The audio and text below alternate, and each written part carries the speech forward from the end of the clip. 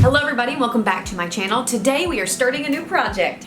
This project is a medical wig for my client, Jane, so we're gonna call it the Jane wig. In this video, I'm gonna show you where I purchase my foundation materials. I'll show you how I take my measurements from my client and put it onto the block. Show you how I color map so that we can keep up with where our colors are going and how we're mixing, and how I build this foundation. We've got a lot to do today, so let's jump into it. Starting with a layer of masking tape, this is going to protect our block so that we can draw all over it, and make sure you burnish it. I'm using a cake icing smoothing tool. Now, the very first thing you want to do is find the center of your block. So I'm going to measure on either side and create dotted lines so I know where my center is. The very first measurements that I put down is hairline to nape, and then I get from the eyebrow up to your hairline, and then from there you divide all your measurements in half, and there you have it. Now, of course, a head wrap is obviously the most ideal, but in this case, since I'm building a more stretch back foundation and I couldn't see my client, measurements will work with this. Once I get a nice clean hairline that I am okay with the measurements on, let's move to color mapping. Now, mapping on a block is a personal preference. Not everyone likes to do this. I do, and sometimes I'll even put directions down, because for me, at least I know where I'm going, and at the end of the day, if I see that I'm going in a direction I don't like, I can tell where I may have messed up. Now for our clear tape. Some like a Scotch matte tape. I personally like my crystal clear tape, and make sure you cover every ounce of your block. Now that we have our colors mapped out, let's discuss what each color does. Now, as you can see on the left, that's our inspo. It's going to be a more neutral, teddy, highlighted look. And on the right, you can see the key. So our base is blue, low light is red, and highlight is green. And so as you can see, we're going to start at the nape with 50-50, and we're going to slowly phase out that low light. The low light will always exist because if you look at our reference image, and I hope you guys can see it on screen, there is still that low light throughout. So where there's a highlight, there's a low light. So it's going to be one of those where it's going to become occasional stripes and placed strategically, not necessarily blended in to the entire base color. And those jagged black lines are so that it's a reminder that we don't have a harsh line when we transition into that next blended color. When you're dealing with multiple colors, it can feel really overwhelming, almost like looking at a white sheet of paper when you need to write an essay. So having this blueprint makes you feel confident going into it, and you're totally down to readjust if you need to. Let's go on a field trip to pick up our foundation. Heading over to His and Her here in Los Angeles, I took my block and picked out the foundation that is my go-to for medical wigs.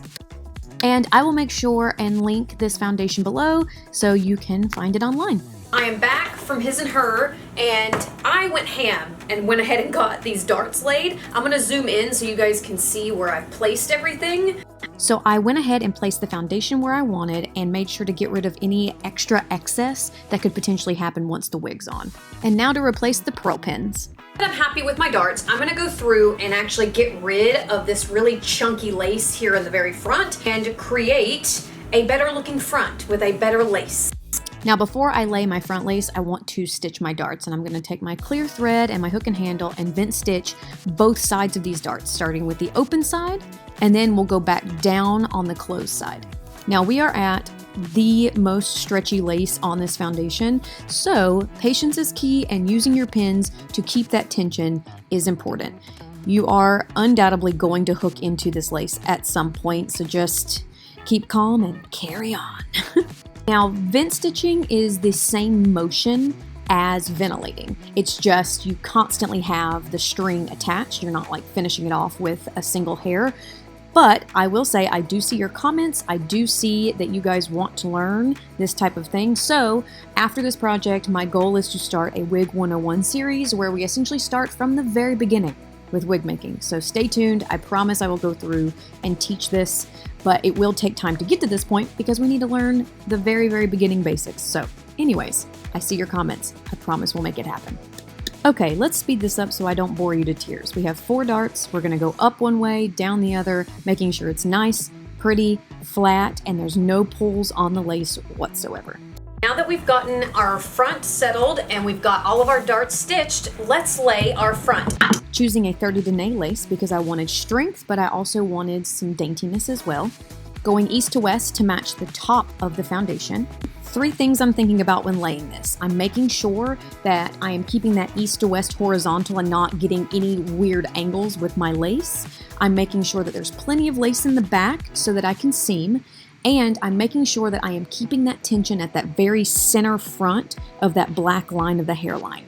Now what you've been seeing me do here is getting my 4 points. So the center, top, and bottom, and then the 2 sides. This is going to begin the process of me getting the tension of this front correct.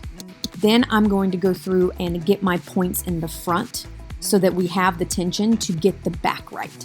Now, I will tell you this, I did this a few times because I am very OCD and wanting to get it as flat as humanly possible. Some hairlines are just more difficult than others. Then we begin the face massage. I'm going to take my hand and go from center, scoop down and come up a little bit. This is very, very light tension. I am not putting a lot of tension on this lace because the more you pull, the more difficult it's going to be.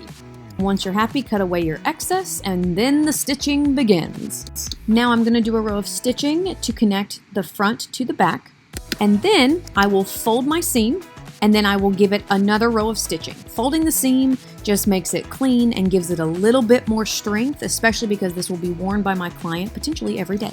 And something unique here that I did was leave an open seam just in the dead center so that we didn't have too much lace folded over each other.